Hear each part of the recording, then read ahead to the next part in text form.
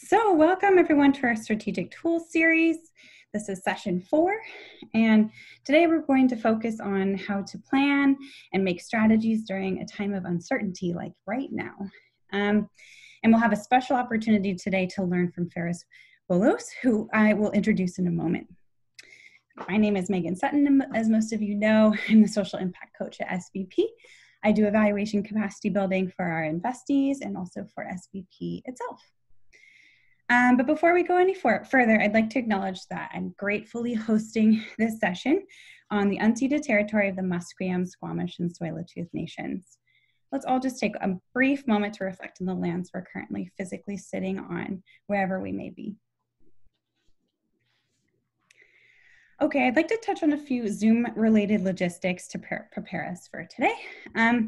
Some of you have heard this before, but firstly, when we reach the discussion portion of today's session, I welcome you to select the gallery view option. It's in the upper right corner of your Zoom window. While I'm sharing the screen, you may not be able to see it.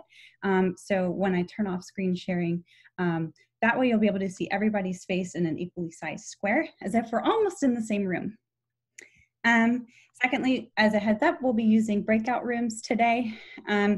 We'll do it once. What that means for those who've never done it, I'll be assigning you to rooms. There will be about a minute or two while I do that. The pre-assignment feature isn't working for some reason, so there'll be some pause there while I assign you to a room, and then you'll be sent off to a breakout room with a smaller group of folks to go deeper into conversation. Fares and I may be popping in and out of those rooms just to listen in on the conversation and learn from you a bit, but we won't be contributing or interrupting. We're just there to listen. And while I'm recording, whatever breakout room I'm in, we'll be recording. So just as a heads up, there will be times and parts of the breakout room discussions will be possibly recorded. If there is something you're not comfortable with being included, I can edit it out. So do let me know afterwards. Yeah, and that's all the housekeeping, I think. Next, I'd like to go into the group agreements for today before we dive right in. So some of you are familiar with this, but I like to go through them. We're going to be sharing a bit about what's going on for us. So to create a safe space for that, ask for what you need and offer what you can. So this is a place to learn from others and not just learn and listen, but you can offer whatever you feel you have to offer in terms of experience as well.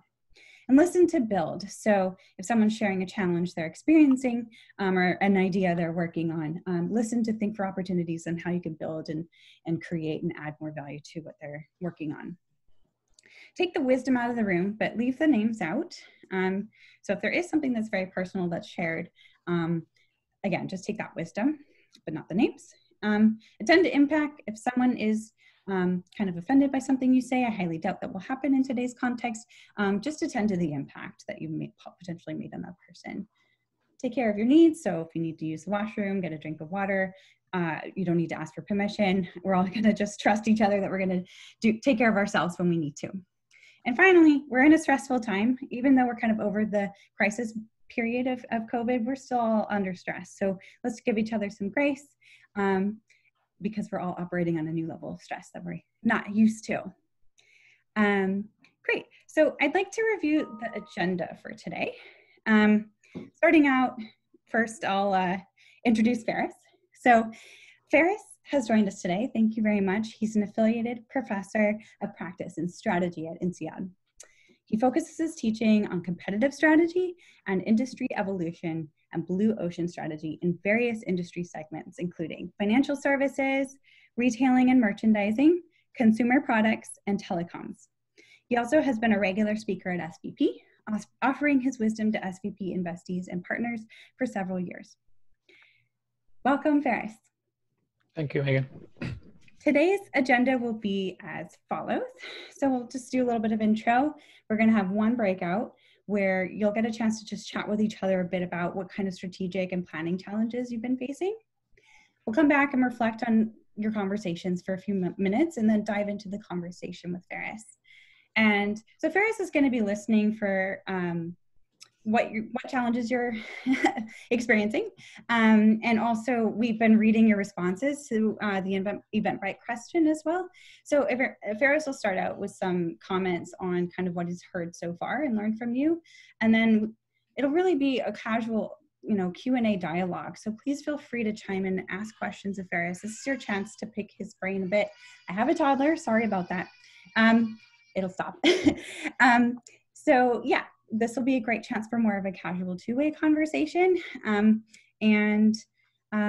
we'll be doing that for about 45 minutes. And then we'll wrap up, and I have a poll for you to learn about what you'd like to talk about next using a new format I'm testing on you. So heads up on that. All right, so I'm gonna stop my screen sharing now.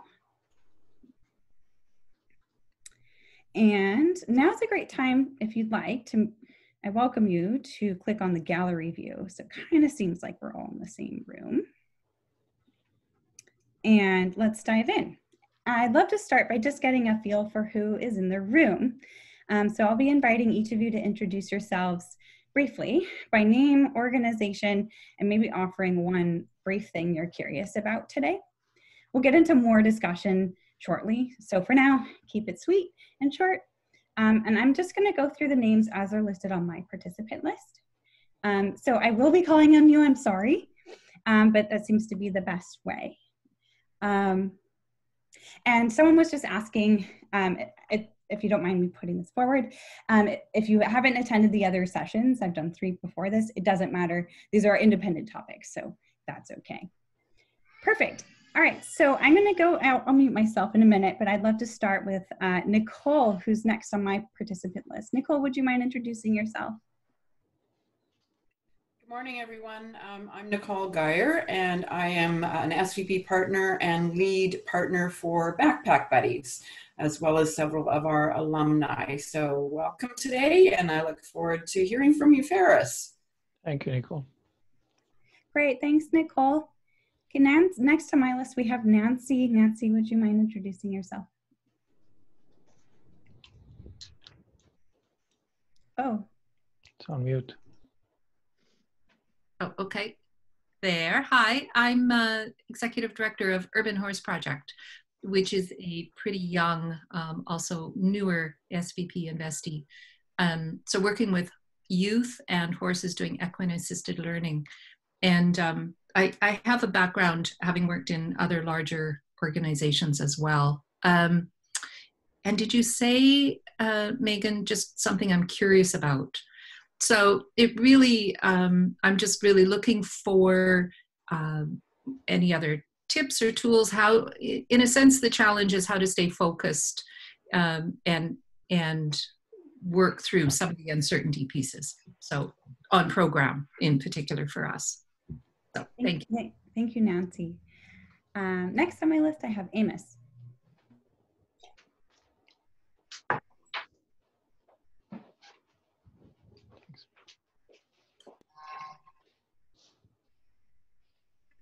Yes, my name is Amos Kambere. I am the president of Umoja Operation Compassion Society. I've been on this Zoom organization with Meagan for a while. Today, I'm curious to find out how we can survive in these unprecedented times where social distance is still the norm. And, we are dealing with different clients of different types. So what kind of strategies we can use in order to continue serving them like we were serving them before? Because we are now operating under a new norm, which is very difficult to really get used to. I think a lot of people can relate to that, Amos. Thank you for your intro. Next on my list, we have Irene. Hi, my name is Irene Alheimer. I'm the Executive Director at Mom to Mom, Child Poverty Initiative Society. And I'm curious about how to transition from crisis to uncertainty to and then understanding what that actually is. And I don't want to do that on my own, so I really appreciate being with everyone, and thank you to our folks that are putting this on, and to our presenter as well. Thanks. Great, thank you, Irene. Next on my list, we have Jamie. Hi, I'm Jamie. I am the Development Director with Umoja, and we support newcomers to Canada here in Surrey. And we are also quite new with SVP as an investee, so it's really great to be here. I guess one point for me that would be interesting to explore more would be how to kind of engage and continue to support staff ongoingly when there's so much change happening all the time and uncertainty around even like job roles and how those have changed. Absolutely. Great, thank you. Next we have Leah.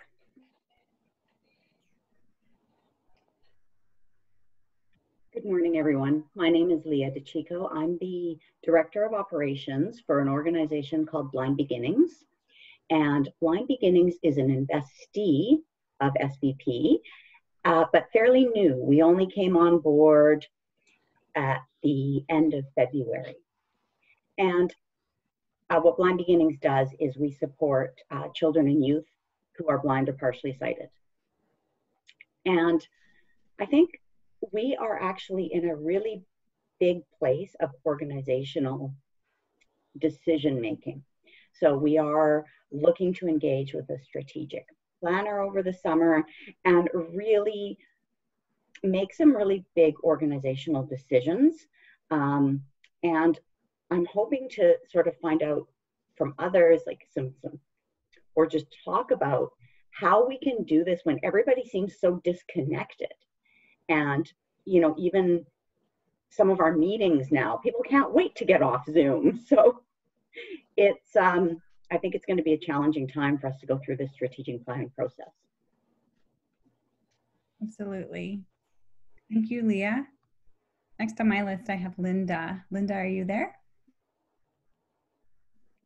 I am, thanks.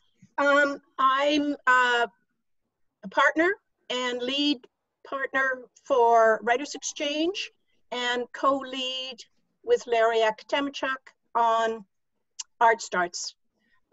I don't have anything terribly specific. I just wanted to hear what other people had to say, and I really don't think this situation is going to end anytime soon. Both my investees normally deal with kids in a school situation or in their own space, so they have had to go virtual.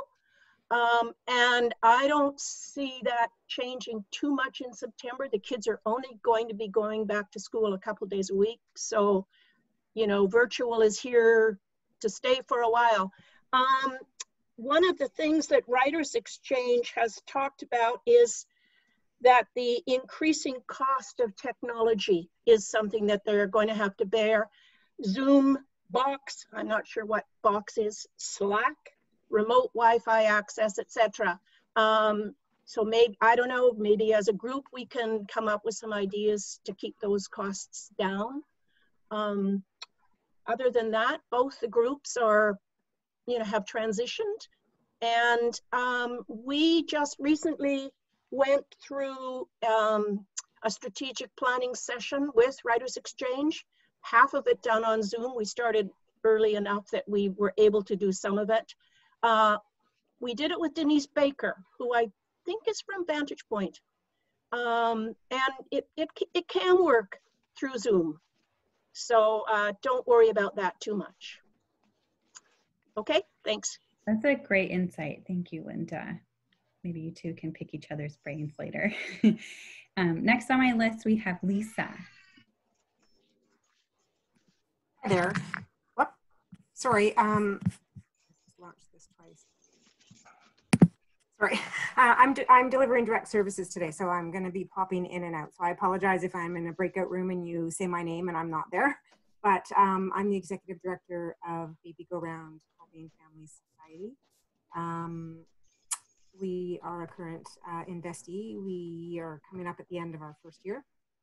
And just before COVID, we were able to meet with our board and we agreed upon our mission, vision, and values, updated our mission, vision, and values, and agreed on them and on our strategic priorities. And then we were in a place where we were ready to do kind of a 3 to 5 year strategic plan, but that feels like it would be crazy to do that right now. So I think what we're heading toward with support from our SVP partners is doing kind of a 1 year plan, just because the future is so uncertain about where we're going to be and what our delivery model will look like. Right now we're providing contactless service. And yeah, it feels like it's going to be contactless for a while. And so I guess I'm just kind of wanting to hear people's thoughts. You know, how are you pivoting with your strategic plan? Because it's kind of constantly changing right now. It's like, you know, sand through an hourglass kind of thing. So yeah, just wanting to hear from people around, what are you doing? What kind of length of time are you putting things out there? And happy to be here today.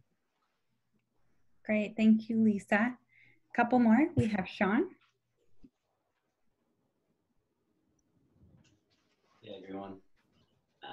My name's Sean Easton. I'm a co-executive director for Zero Ceiling up in Whistler.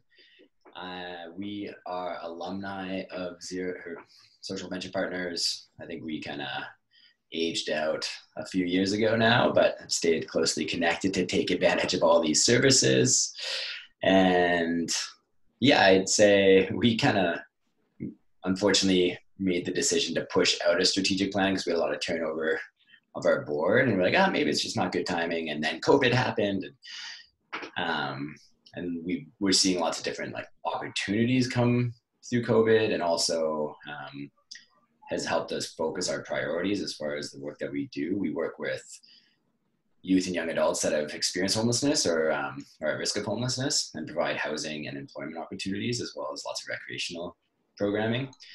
So yeah, we've just seen like our participants are among the most vulnerable right now, and are always, and then are particularly at risk with COVID-19. So yeah, we're just trying to see how to best serve. And then we're also finding ourselves, we're a supportive employment organization. So we see ourselves as a potential tool as the economy restarts, in helping employers hire and retain staff. So yeah, we're just trying to figure it out, stay focused, as I think Irene said, and and make sure we're staying true to our mission. So Thank you, Sean. And last but definitely not least, we have Silvana. Hello, everybody. So my name is Silvana Hoff. I am the Executive Director at Umoja, Operation Compassion. I'm new to this role. I just started on Monday. So this is the first time that I am joining one of these workshops. And I am very interested in hearing about the most efficient ways in which we can transition through all the phases of the pandemic. Because every phase is a change, and it's just sometimes it's a little bit hard, you know, with getting used to these changes and going back and forth from one phase to another, because we don't know what's going to happen. So that's it. Welcome. You're really diving right into it. Pretty amazing. Great. So I don't think I missed anybody. I think we've got everyone. Yes. Okay. So thank you for that. I think it's just nice to see who's in the room. Normally we'd be socializing a little bit before the meeting, getting to know each other. It's going down for a nap, I swear. So we're going to dive into the breakout sessions now. We'll be breaking into smaller groups of 2 or 3 to give you each a chance to connect with each other and just share a little bit more about what's going on for you. When we break into our groups, I'd like to explore the following question. What are your top strategic challenges you're facing related to planning in the midst of uncertainty? You'll see this question on your link as well, which I'll get to in a minute. So when we do these breakout rooms, just be mindful of time. Each person should take about 2 minutes to share. I'll be helping a little with timekeeping by sending periodic reminders as I can to the breakout rooms. And Fares and I, as I mentioned, will be roaming in and out of rooms just to listen and learn. What's different this time about how I'm managing breakout rooms is we're going to try out virtual post-it noting. So some of you may have already opened the link before the session that I emailed to you. If not, I'm just going to put a link into the chat right now. And please go ahead and open this link on your web browser. So I'm just sending it right now. Do most people have it open, the Jamboard? Okay, great. So as you're sent to a breakout room, the screen should tell you which number room you're going to. There will be 3 rooms, so it's either 1, 2, or 3. So go to the respective Jamboard for room 1, 2, or 3. So I'm going to do a quick demo of Jamboard just to make sure you see what I mean. So just a moment. I'm going to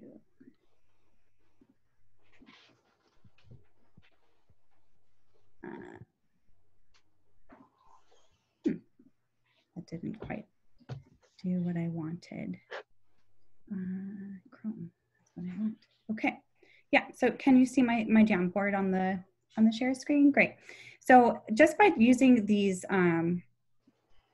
arrows here, you can toggle from slide to slide. So room 1 is the first slide, room 2 is the second slide, etc. To add a post-it note, you click this little button that looks like a sticky note, and you can type what you need to and hit save, and then you can drag it to wherever you'd like on there. You can get creative, you can draw on this, you can do whatever you want. While others are talking, feel free to take the liberty of just trying to post it and capture what they're saying. And if someone's capturing what you're saying and they didn't quite get it right, feel free to just edit it. Everyone's just doing their best. So we want to capture this so you have something to refer back to later on. So that's sort of the purpose of this. So I'm going to stop that. And so there's going to be a pause because this automatic breakout room thing didn't work. So I'm going to have to do this manually. So there'll be a bit of a break. The quick summary for the instructions: we're going into breakout rooms, groups of about 3 or 4. Please post the challenges as you hear them from others. And if there's several of you from one organization, I'm going to try to put you in different rooms. That was why I wanted to preset the rooms, but it just, whatever, not working. So just a moment, I'm going to play some music, and then you will be swooshed away to a breakout room. Before I do that, any questions on what the instructions are or how to do this? Okay, amazing. Just a moment.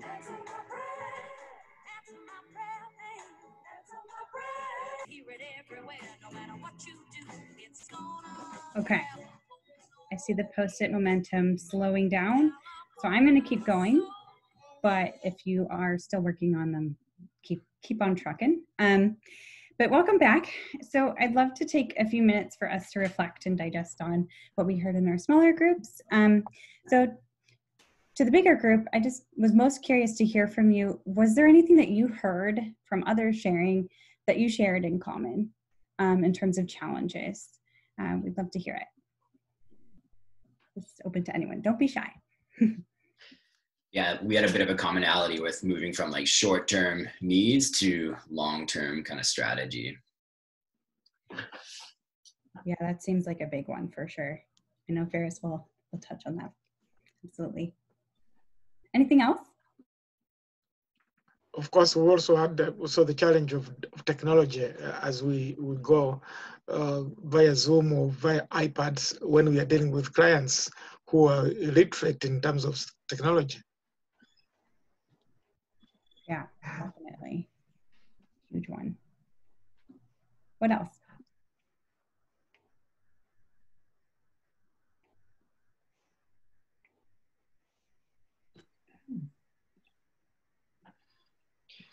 Just related to what Amos was saying there is like we're also looking at like crisis technology use, so like Zooming, and like it's helped fill a function, but now we're looking at like it's actually it kind of removes some barriers as far as programming goes. So like, okay, how do we continue to use this as we move back to in-person programming, but also make it better than just like the crisis kind of response that it was.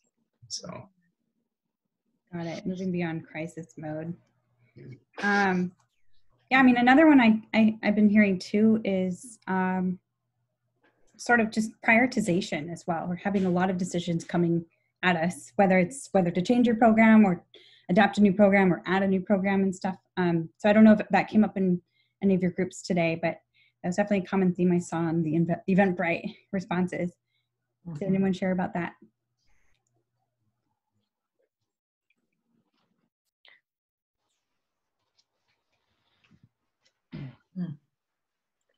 All right. Any others? Any other commonalities that people found? No, we'll just dive right into the meat of today.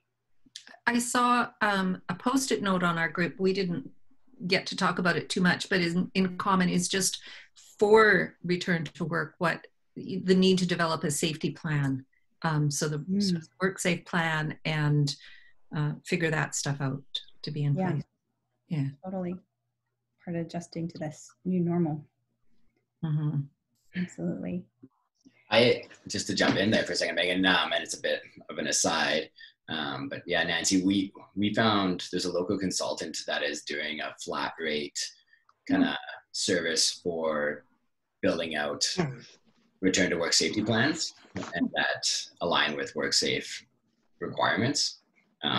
It's a $500 fee, which depending where you are, it could be good, could be bad. But it's just like, she has a fillable form, quick phone interview, and then she'll just pump out a safety plan. So we're in the midst of doing that with her right now, which is pretty cool. Oh, that's good. And Vantage Point yesterday had a webinar with Coastal Health and WorkSafe as well to walk us through sort of how to approach that in the WorkSafe template. So, Sean, would you mind repeating? I'm taking note of resources. Would you mind sharing again what the name of that resource was for the form?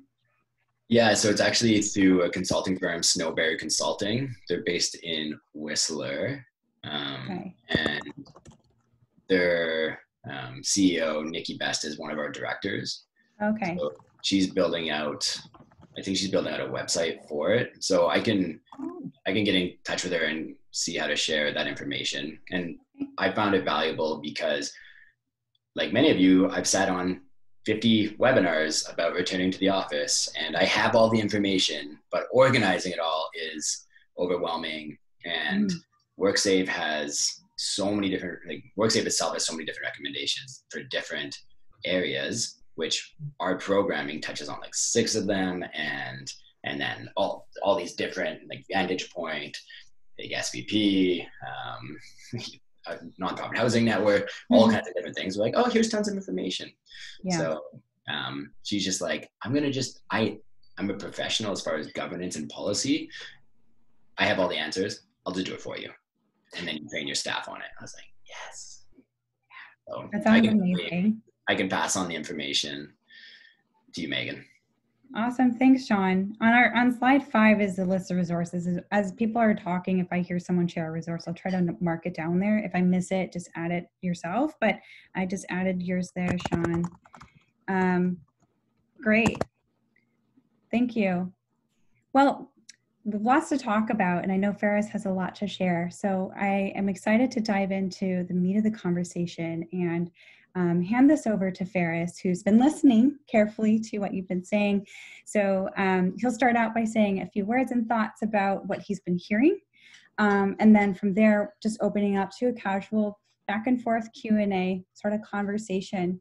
He's here to really be a resource for you and offer some thoughts and insight into some of these questions that you're grappling with. So without further ado, I'd love to hand this over to you, Fares. Thank you, Megan. Thank you, and good morning, everyone. Thank you for inviting me to your meeting. Yeah, very interesting times for all of us. I've read some of the things that you sent to Megan about your main challenges, and I've got some thoughts on those. I'll try to address at least some of them, and then when we open it up for Q&A, feel free to go back to them. Also listen to some of the conversations you've had. Let me just start by a couple of caveats. I'm going to give you some examples from my world, and apologies in advance. My world is slightly different from yours. So I teach in a business school, a global business school in Europe and Singapore and the US. So that's kind of the kind of things that I deal with is big organizations and how they're responding to COVID. So maybe just keep that in mind as I talk and give you some examples and see how it might adapt to you or how you can adapt it to your own needs.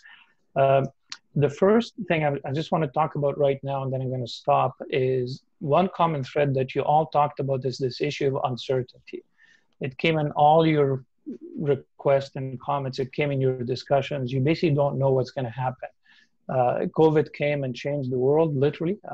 It didn't just change Vancouver or BC, but literally the entire world, every single country. in a very major way. So this is something that doesn't happen very often in one's lifetime. It might be the only one of that kind. Hopefully it's the only one of that kind in our lifetime. So the first thing I would recommend that you would want to deal with is how are you going to deal with this uncertainty, which is prevalent in everything that you've said. So I'm going to suggest you kind of 3 questions that you want to ask. The first one is COVID has basically introduced a number of new trends. There are trends now in society in how we deal with each other and how we work, how organizations work, how government deals with us, and so on. You probably want to understand what are those trends, and what are the key elements of those trends. So one obvious one is working from home versus the office. That's a key one that we're all experiencing right now as we speak. Another one might be wearing masks. Is it going to become mandatory or not? Another one might be with or without lockdowns, what are people's behavior going to be over the next couple of years? How are we going to all behave now that we have COVID around us? And also more specifically by age group, are people over 60, for example, going to behave differently from millennials, and why? And how that might present itself in the kind of organizations you are. For example, if most of your donors are in the more senior groups, because that's where some of the money tends to be, and it's at that point that people start to give, but your organization is staffed with millennials, you now have 2 very different age groups, and they might deal very differently with COVID, with or without lockdowns. So the first thing is just really understand what those trends are. What are the key trends? The second question is then answer the question, how decisive are they to your organization? What I mean by decisive, do they really affect you in a major way? Do they stop you from doing things? Do they offer you opportunities for doing new things? How important are these trends in the way you conduct your business day to day? In my world week, we ask the question, how does this change your business model or your value proposition? Sometimes it does, sometimes it doesn't. If you're dealing with, if you're used to dealing with people face to face all the time, and all of a sudden we have a trend of we're not going to do that anymore or as much, then that's a decisive trend. It's now affecting your business. And then the third question you have to ask, which I think gets into uncertainty, is how is it irreversible or is it here to stay? Even if COVID disappears tomorrow, are we going to go back to the way we were before? Or are some things going to remain as a result of this new experience? So these are the things that you need to think about, in my opinion, and reflect on. Now, I'll tell you that there are no perfect answers to any of those 3 questions, but anybody engaged in planning or in thinking about the kind of questions you're thinking about would need to address those 3 questions. And you probably need to address them with your community, with the people you serve, with your donors, with your boards. Certainly at the board of director level, this would be number 1 on my list, is to think about those kind of issues and answer those 3 questions. So where you get the information is you need to stay informed. I would recommend that you stay informed outside your bubble. Your bubble is basically kind of where we exist, the kind of people we talk to on a day-to-day basis. Especially in the world today of social media, we tend to live in silos. For this kind of exercise, I think it's very useful to go outside your bubble and go outside your silos and seek the views and opinions and what people are saying from a variety of places, including outside of Canada, in other parts of the world. So that's the first thing about how you deal with uncertainty. Answer those 3 questions, and then you can begin to answer some of the questions you asked. How do I adapt?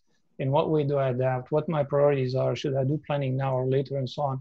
But you got to get this uncertainty out of the way. You have to have a handle on it to understand those 3 questions first before you start thinking about some of your other steps. My guess is a group like you, if you go and do it individually and then get together, you're going to come up with roughly the same answers, because those trends are universal. They're not specific to you.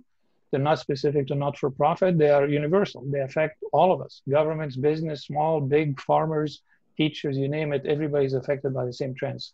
So, which then gives you the opportunity to share amongst each other the learning and to see if you can refine your thinking. Okay, I'm going to stop here. I have lots of other stuff, but I want to stop here just to give you some, to give you a chance to ask you some questions, and then I'm going to give you some examples about how some people have adapted to the new world. Because I've heard a lot about this adaptation that you talked about, and what happens as you go from old to new, and whether these trends stay with us or not. Okay, what's your reaction to what I just said about dealing with uncertainty as the number 1 thing that you have to figure out?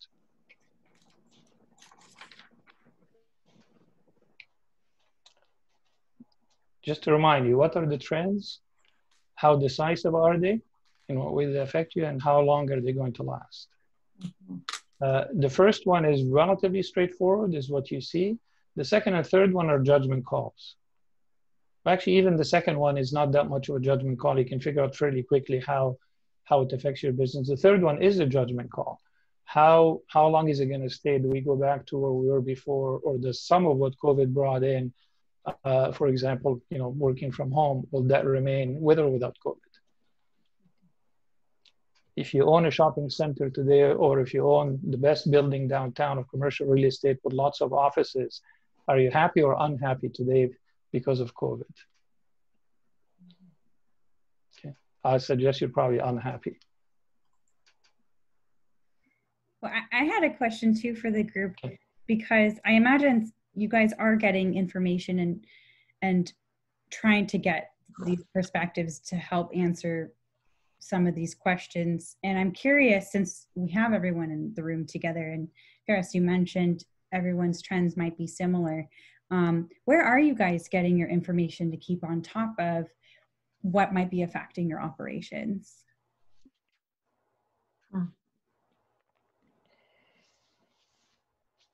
Sorry. Even though I just started this role, what I have been doing is checking WorkSafe BC, the website.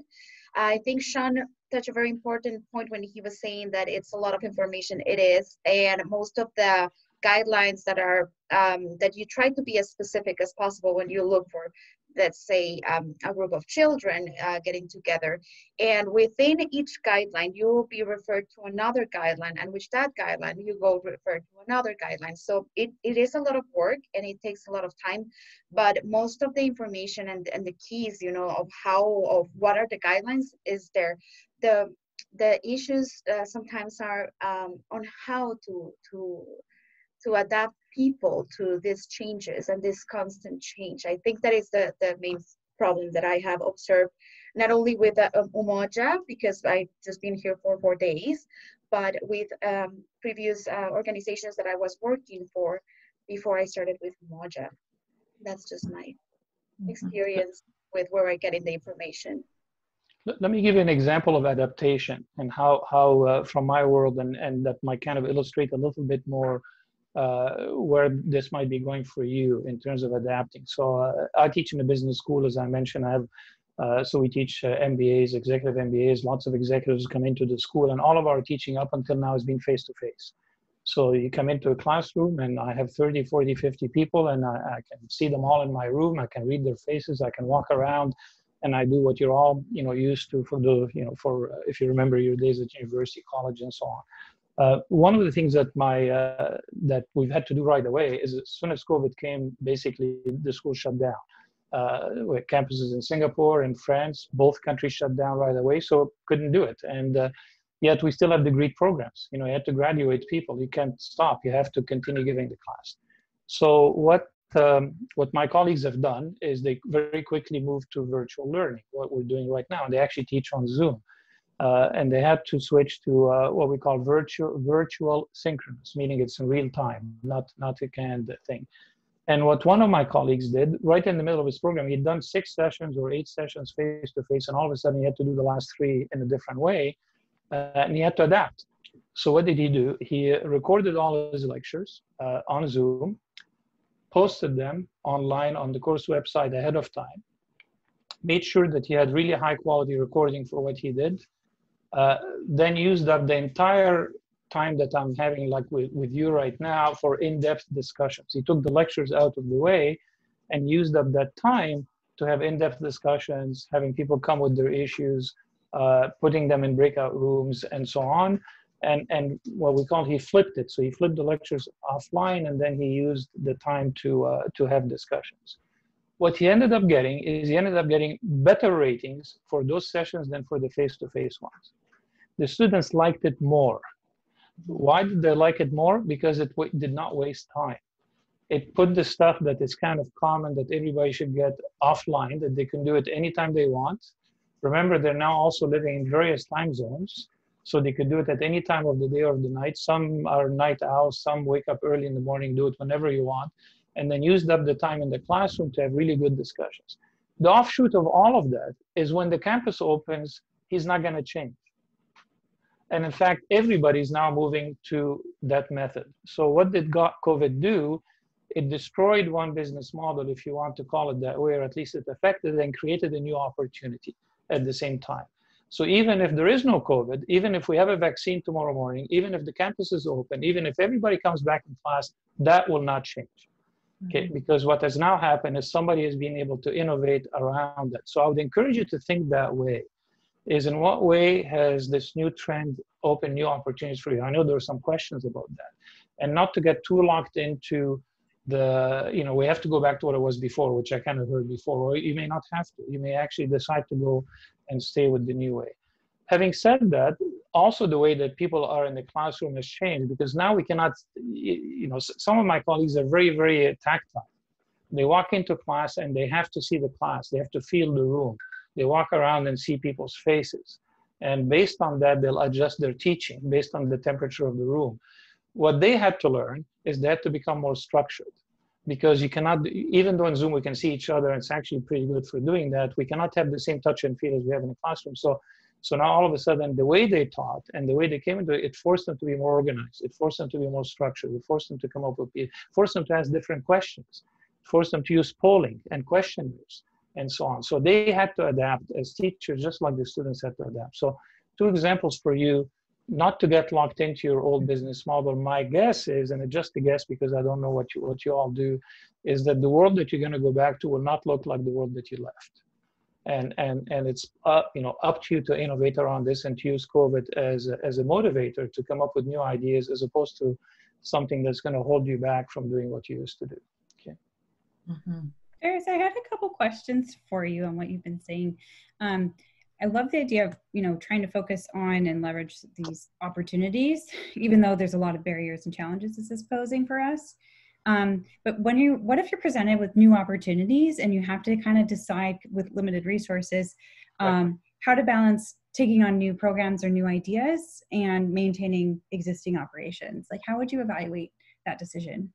So I'm going to give you, that's a good question. That was one also that was presented. So I'm going to give you a quick anecdote and then go back to what you may learn from it. And this goes back to a gentleman by the name of Andy Grove. Andy Grove was the former CEO of Intel, the company that has the microprocessors in all of our computers, or most of them at least.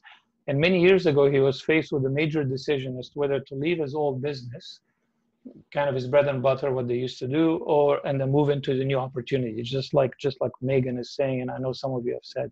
And he was sitting there with his senior executives and trying to debate: do we leave the old to move to the new, or do we keep the old and move gradually to the new, and so on? So they're having the same discussion that you guys are having. And Grove, genius as he was, he asked his co-founder, and he said, what would happen if we got fired today and the board replaced us with a new CEO? What would the new CEO do? And the answer came back right away: we would move away from our old business into the new one. So he said, okay, let's leave the room. We'll close the door behind us. We'll go outside the room, we'll pretend we got fired, and we'll go back into the room again and make the decision. Okay.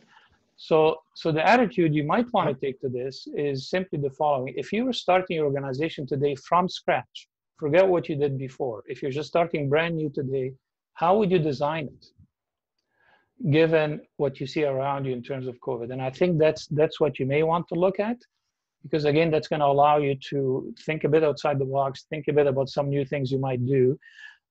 Having said that, you may not want to depart completely from what you used to do. So it would be good if your new opportunities had some connection to the old opportunities that you had, to the way you served it, because you want to build on the same capacity, the same capabilities, the same kind of people, the same skills that you have. So to the extent that the new opportunities have some connection that you can build on, use the same people, use the same resources and so on, that would be a good thing, because obviously that's going to save you time, make it less expensive and so on. But essentially, you need to kind of switch hats and say, if we're starting from scratch from today, what would you do? Otherwise, you're going to be sitting there all going around debating. There's going to be 5 people saying, no, we cannot leave the old stuff. We have to hang on to it. So it's mostly an attitudinal change. It's a mental one rather than anything else. Yeah. So I have a question, and it might take us in a bit of a different direction. I appreciate a lot what you're saying. Fares, we're an organization that is doing experiential learning in an arena with horses. Right.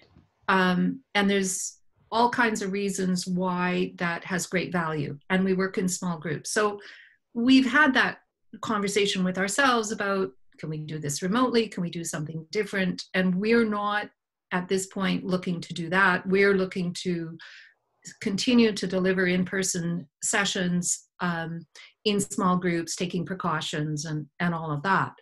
So, and who knows, down the road, maybe we will look at it differently. But I think my question around, for us, where we're at is really around risks, assessing risks and looking at, so there'd been a question, where do we get our information? We're looking to WorkSafe, we're looking to our partners.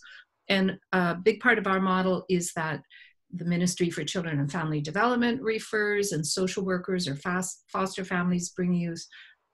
Organizations that are working with youth are recruiting and bringing them and supporting them in all of this work with the horses for, you know, its resiliency, life skills, etc., wellness. So that's where we're looking for information from the ministry, from the schools, and it's a bit challenging because we don't know, even as protocols are being developed, we also just don't know their systems, their capacity.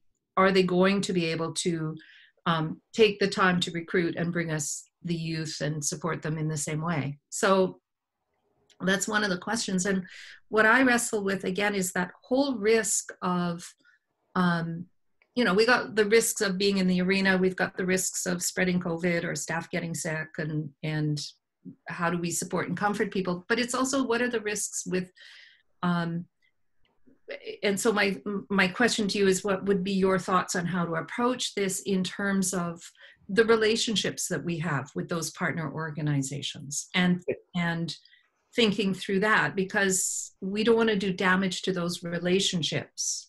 Yeah, nobody wants to do damage with any of the relationships that we all have. So it's just that the relationships will remain and possibly even get enhanced.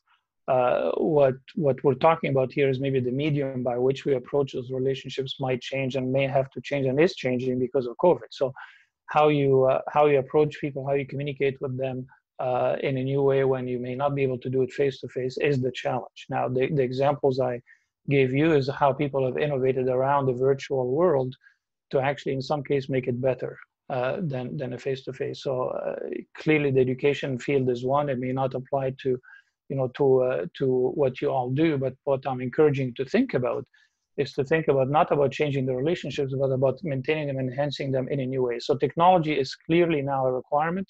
I heard Amos and what you said about you know, the challenge you have about technology and so on. I wish I can give you any advice other than you have to be good at it. And I hate to be a bit flippant on it, but it's just the way it is. So if you don't have the capacity to, maybe there's something for SVP to look at. I know we have wonderful people who, you know, partners and so on, who advise on technology and how to adapt to technology. But it's just not going to work unless you have some kind of basic understanding and ability and a capacity to work with technology. In the world I'm in, we moved on it very quickly because we're a big organization. We have resources. We have young people who are good at this, and we can learn from each other. So I'm going to teach in a couple of weeks in a virtual program, my very first one. And I've already had 5 meetings like this with 5 colleagues who've done it before me. So that I get to learn from them. And that's what you need to do, is to find, you know, whoever is the expert in that area to teach you. One thought I had on technology and access to it, because you mentioned it's expensive, you know, like Zoom, Slack, and so on and so on. I would encourage you to approach these organizations directly and to see if they'll donate some of the products and services to you for free. And the reason I say this is because the entire business world now is really attuned to doing good, basically. And you may have some views about why they shouldn't, why have they waited so long, or maybe they should have done it before. You see it now with the racism thing, and, you know, all kinds of boards of directors are out there talking about it. But I would strongly encourage you to find, you know, your local Canadian rep in all of these companies, whether it's Microsoft, Facebook, Zoom, or whatever, and say to them, look, we're a non-for-profit. We need this. We desperately need this for the reason we just talked about. We cannot afford it. okay, will you please, instead of giving us cash, give us the stuff, give us the technology, give us, give us the software, maybe give us a training session, or at least direct us to where we can get it. And I bet you're going to find reasonable success that way. If you do it that way, that may be something that SVP might want to lead to, kind of being a collector of that, and to do it for everybody else. But I would not discourage you from doing it individually, and from going. But the bottom line, Nancy and everybody else, you got to get good at technology. I just don't have any other answer for you than that. Yeah, I'm sorry. Can I just add to that? It's Irene from Mom to Mom. Part of our sheltering in place and working remotely was to adapt to using technology within our team. And that is still something that is in process, because we had never worked virtually before. And so to adapt and grow your skill set into using technology and understanding how to work together in teams is really interesting, and it's a learning curve that everyone has had to participate in, even the different intergenerational staff that we had.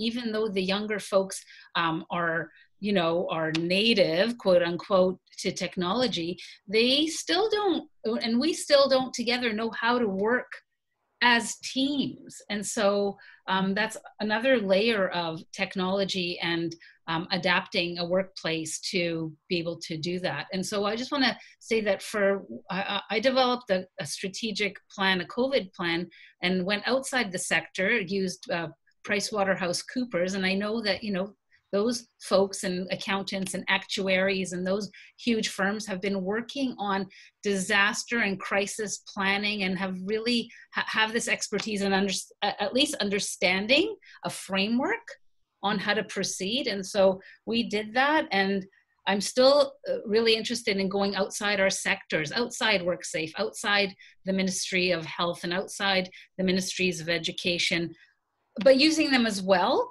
but going really outside into business and folks that have a capacity, tons of money, because that's another thing, right? We at Mom to Mom, we're such a small organization. I've been here for 3 months, and to be able to put everything in place internally is one thing, but also externally into service delivery. How do you reimagine the external service delivery with, clients that don't have, that don't have technology as well. So to Amos's point, right? So it feels like there's internal change around using technology, and then how to think about externally using technology and how to adapt service delivery to that. And at the same time, thinking that, there will be a change, but there still will be a need to have relationships outside and without using technology. So I'm just really trying to figure out all those different pieces and really accessing different thought leaders, whether it's David Suzuki and Vandana Shiva or elders, people outside of also Canada. So thank you for giving us that understanding, the global impact and our, I guess, an interconnectedness, and using our global partners. Thank you. Just on your point about how things are different in a Zoom environment or a virtual environment than in a face-to-face one, I think I alluded to that a bit with my example on teaching about how people have adapted. But what we learned clearly is if you're really good at doing the virtual meetings and interactions and so on, it can be extraordinarily impactful and helpful. But it is definitely not as simple as turning the camera on, sticking a microphone, and starting to talk. Okay, so if you're going to do that, it's going to have the negative impact, and then it's going to go downhill instead of uphill. So there is a very definite skill set now that is emerging very quickly, is about how to do that. So it's not just the technology itself, but how are you using it, mm-hmm. and the kind of things that Meagan, has already done, putting in breakout rooms and Jamboards and so on. So that's another layer of capacity and learning that I would recommend that you get good at. Is don't just think that it's a camera and a microphone and off we go. There's a lot of stuff that goes behind how to deliver a really, really, really good lecture, or really, really, really good meeting in a virtual environment. So And there's lots of learning on this. I think you can find lots of it for free out there. And again, with some help from others, you can be directed to where it is. Yeah. It would be really okay. Irene, I don't know if there's a template that you could point us to for your COVID safety plan, but that would be really helpful. I'm working on one, but I'm just kind of getting started, and I agree going beyond the work safe and all of that is really important. And I appreciate what both of you are saying about going beyond our sector as well. That makes total sense. So, but yeah, I don't know who's got sort of those kinds of strategic plans around COVID, a template. I'd love to see it. I can share a template. It's from PricewaterhouseCoopers. Very early on in the pandemic, they started to conceptualize, well, they've been doing this for years, right? So they shared this understanding of putting together a plan to mobilize all parts of the organization, right? And I can share that for sure. Maybe I can suggest for all the sharing, Meagan can be your go-to person here, just because there's lots of stuff I'm sure you can share. So just fire it off to her, and then Meagan, I'm sure you can pass it on to everybody else.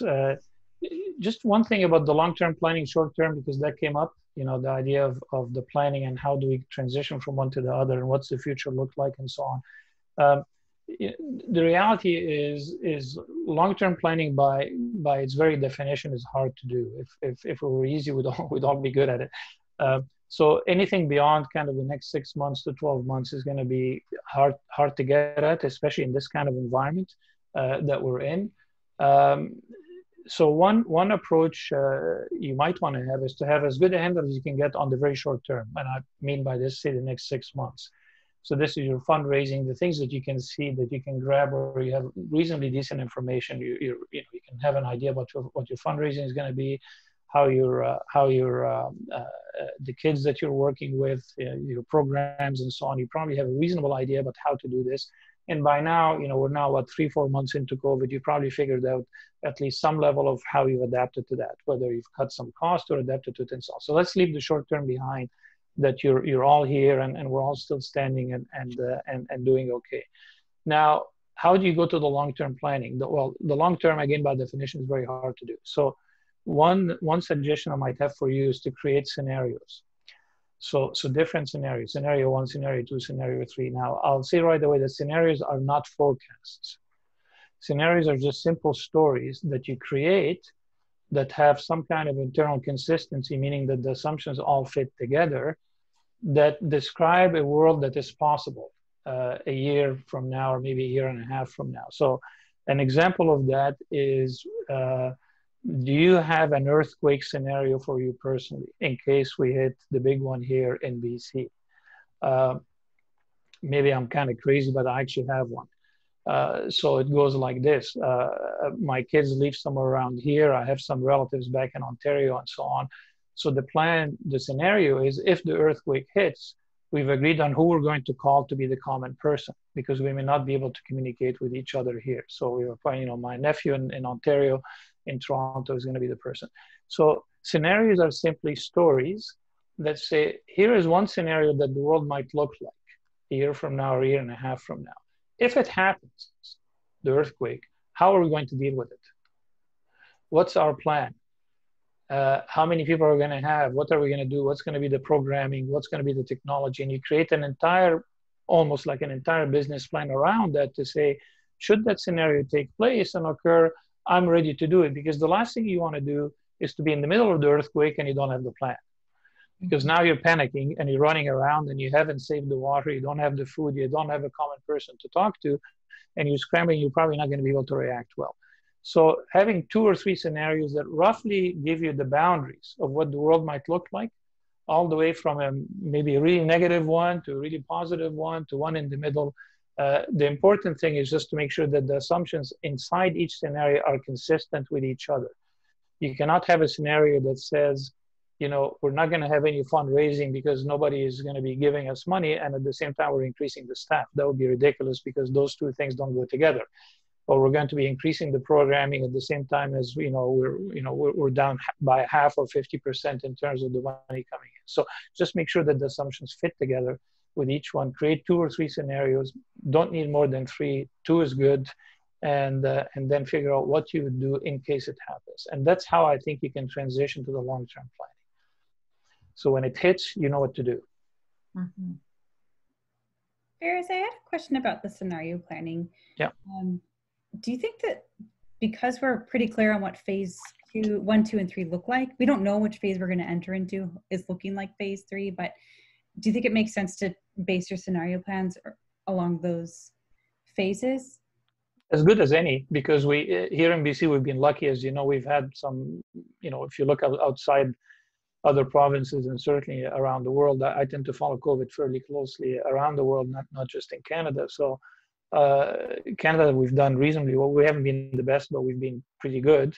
New Zealand and so on were far better, but we've done reasonably well compared to the US for sure. And within Canada, as you know, BC has done much better than Ontario and Quebec. So I think here we're guided by local conditions in terms of the scenarios, because it's whatever the BC government would, basically it's whatever Bonnie Henry essentially decides is what we're going to do. So yeah, I actually think that's a good marker, Meagan. You can plan around, phase 2, phase 3, phase 4. Phase 4, we already know what that looks like. So stage 4 is when we go back to quote unquote normal. Stage 4 doesn't happen until there's a vaccine for everybody, period. That's it. So in my estimation, stage 4 doesn't happen for at least a year and a half, if that. So the back to normal stage 4 is a year and a half. So you have a year and a half in between to plan for, which is going to be, Meagan, as you say, stage 2 is stage 3. I think the more problematic one to me from a business perspective and what you do is if we go into 3 soon, we open, and then God forbid with the pandemic, we get another spike, which almost certainly we're going to get in the fall, and then we're back into 2 again. So going from 2 to 3 and back to 2 is a problem. Or going from 2 to 3 and back to 1 is a real problem. If we're back to that, I'm not sure that we're going to do that, but you may want to think about this. It's about the sequencing of the stages and what is your response going to be. If we go from 2 to 3 and stay in 3 until we get to 4, that's okay. You can plan around 3. But if you keep bouncing back and forth from 2 to 3 and back to 2 again, that's a problem. Then I think you really need to kind of figure out what you're going to do. Fares, can I ask you a question related to that? So I'm just wondering what your prediction is around things like funding and the longer kind of economic impact for nonprofits.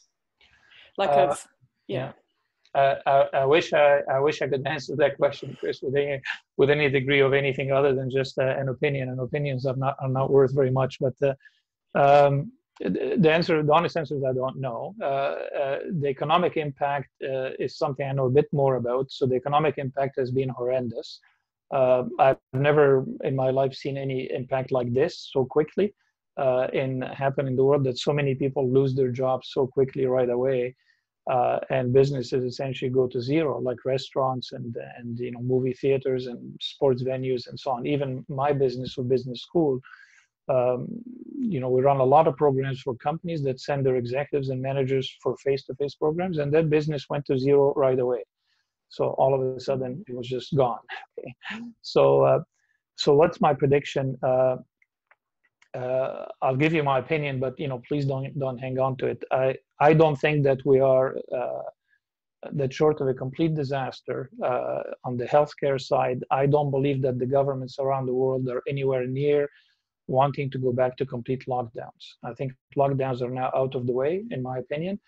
And the reason for this is because we just can't afford it. The other problems that come out of having economies completely shut down are so severe, so huge, so problematic, so expensive to deal with, that it's pretty well impossible to think, or hard to think, that we're going to go back to this. So my prediction is the healthcare folks now know what to do. They've learned a lot. There is an awful lot of learning that goes on every day around the world around COVID, how to deal with it, how to treat it, etc. It's way better than it was in the beginning. Obviously, we're not there yet.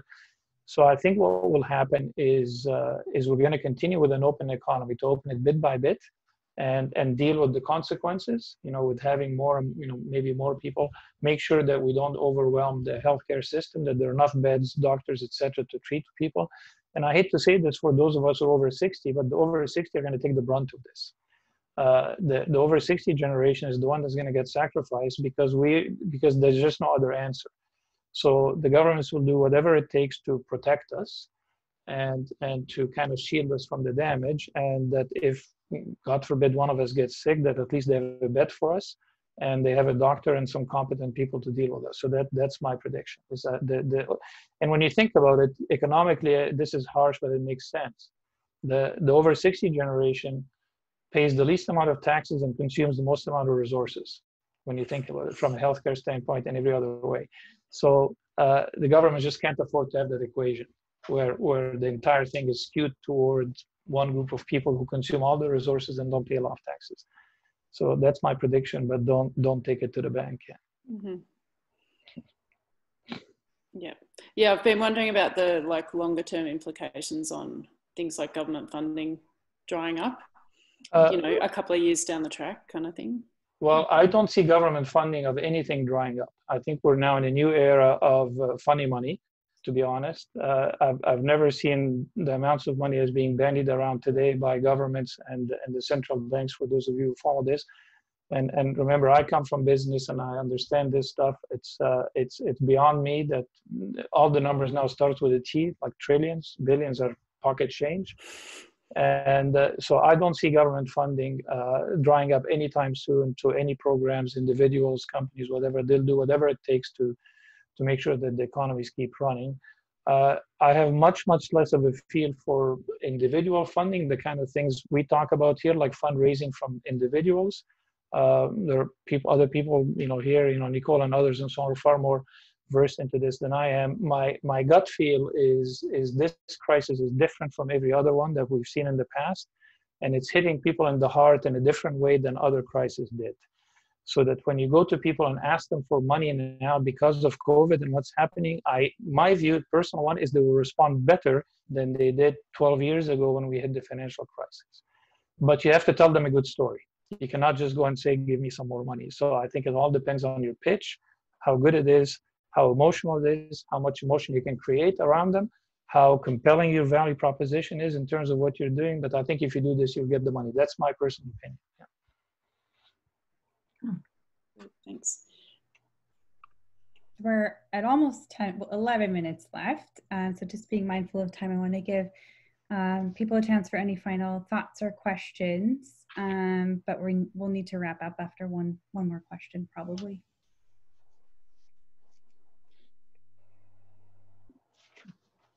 Or if you had any other final thoughts, Fares, as well.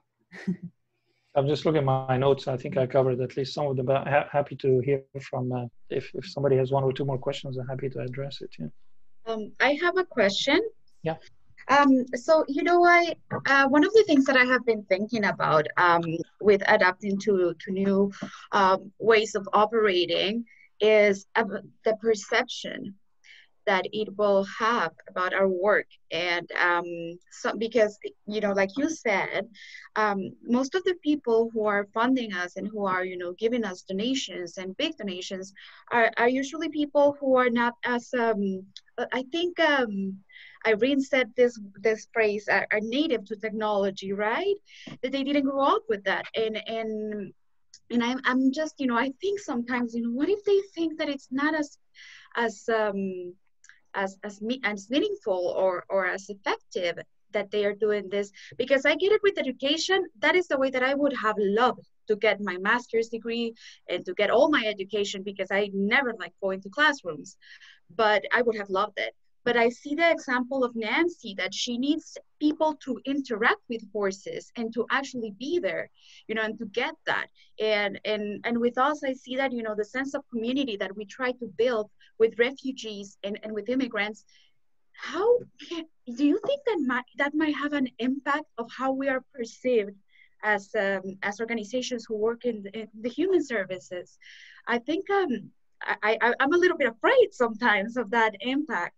And that perception that might change. What are your thoughts on that, or recommendations of how should we focus on just selling the idea of this is the new normal, this is what we're doing, and it is being impactful, or is there something else? My view on this is, and I go back to my earlier comment on trends, when trends are very big trends that affect everybody, they're decisive and they're irreversible.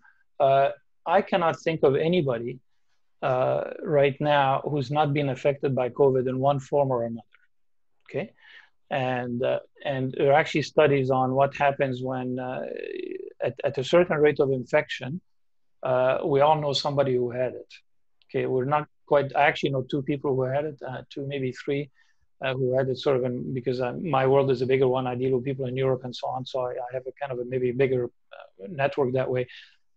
But your perception of what it does and its impact on society changes dramatically once you know somebody who had it. So that's number one. And we're now getting fairly close to every one of us knowing somebody who had it, or at least we're moving in that direction. So basically to say, Silvana, that you cannot escape it. Everybody has faced it one way or the other. The other thing is you can look at studies. I was just watching some TV this morning and to see how the retail business, for example, has changed. I'm going to guess that every single one of you has had some deliveries done recently. Okay, so and at least some of you who may not have been big online shoppers before have now all of a sudden become, you know, more online shoppers. So what's interesting to see when you look at what's happening in the world of retail, and you know, Amazon is having to hire 100,000 people and so on because they can't keep up with the deliveries. Is what you see now is what's interesting. You see is the people who've never shopped online who are now shopping online, and you can pretty well guess as to who they are is by age group. So, you know, the older you are, the less likely you are to shop online. Now, here's the question to you, Silvana. Once COVID is over, will those same people go back to the store? And I'm going to tell you that every retail organization that I know, and I used to cover retail, is answering that question by saying no. They're not going to go back to the same way. They're going to go back to probably some hybrid in between, just like my colleague who created a hybrid program. And the hybrid program became a little bit of the face-to-face, a little bit of the online. He created a new cake. He baked a new cake that was different from the old cake, and you know, than either one. So I think what you're going to see is very much this hybridization, where people kind of take a little bit of each, no matter what the circumstances are, even if we get a vaccine and so on. My personal view, and you know, that one I would have a stronger view, is that we're never going to go back to the way it was last year. I wouldn't worry too much about how people are going to accept you that way, because it's almost impossible to think of somebody who has not been touched by the impact of COVID and the trends in the way we've discussed. So they're here to stay. At least some of them are here to stay.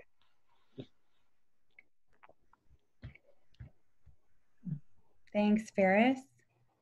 So with just 6 minutes left, I'm going to begin the wrap up, unless someone has an extremely burning question. No, okay.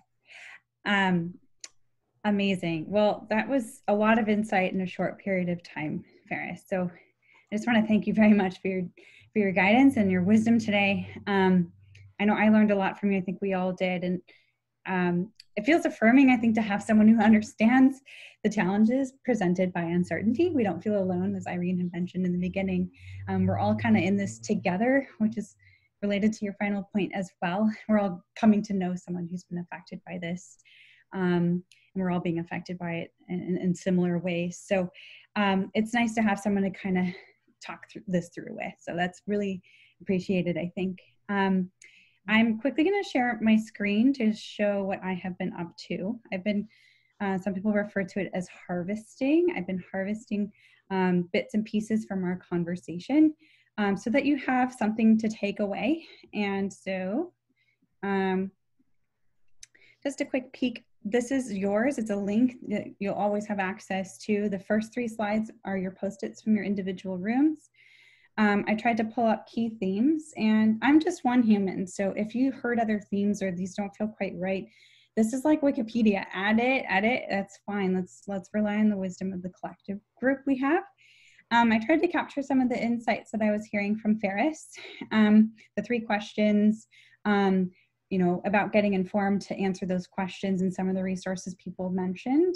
And how do we then dig into, you know, actually strategizing or adapting and planning. And there were 2 big tools that I heard. If there's others that I've missed, everybody feel free to add here.